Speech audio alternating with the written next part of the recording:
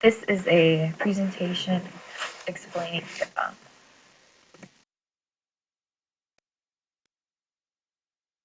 PIPA stands for Protect Intellectual Property Act. The full title is Preventing Real Online Threats to Economic Creativity and Theft of Intellectual Property Act of 2011. The law wants to stop copywriting, counterfeiting, etc. online. There are several supporters: the National Communication and Telecommunications Org, Motion Pictures Association of America. That I know of, there's more opposition than support. A lot of the opposition bases their argument on freedom of speech, and sites include Facebook, eBay, Wikipedia, which all say it will hurt the consumer. There are several advantages of SOPA and PIPA. Quality of information will increase, as only the true creator of a product or service will be able to post it on the internet. It is good for business and will make money out of their creativity. It will stop the illegal sale or free copies of copyrighted material. It gives the government more authority in prosecuting those who are counterfeiting goods. And in theory, it will boost revenues for the entertainment industry, which has suffered greatly from online content theft in recent years. The opponent's argument against PIPA is that instead of removing copyrighted material from PIPA, this act would block the entire site. A major concern with social networking sites is that many people are using them, and the owner or runner of the site would be responsible for what other people are posting on their site. The site would be closed down instead of just the copyrighted stuff being removed.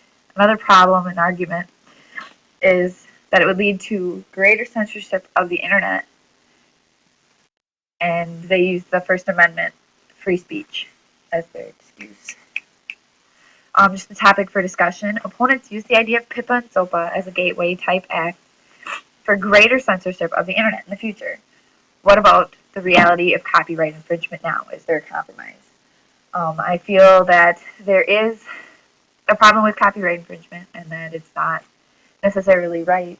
But at the same time, I feel like PIPA goes too far. Is there a way that we can come to some middle ground? There was a PIPA protest on January 18th, 2012. There was a website blackout. Wikipedia, I think, shut down completely, and Google had a black square over their logo that day. They didn't shut down the whole site like Wikipedia did. There was 115,000 websites that participated, and 3 million people emailed Congress to voice their opposition to PIPA.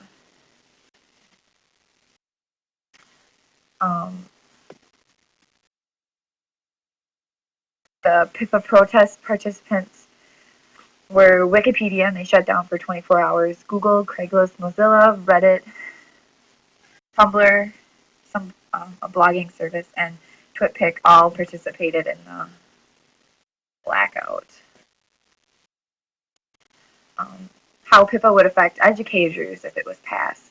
Any site that contains or uses generated content may be shut down if the user links to material may be copyright or illegal. As sites become forced to police their users, it would become way more expensive and may cost smaller sites to have to shut down. Teachers with classroom websites may face up to 5 years in prison, not only if they posted something copyrighted on their website, but if a student happened to post something, the teacher would be held responsible. Teachers must be very careful in choosing images, videos, music, and etc. to share on their websites. Educators must teach their students about the restrictions PIPA places on internet user sites. Then there's also a video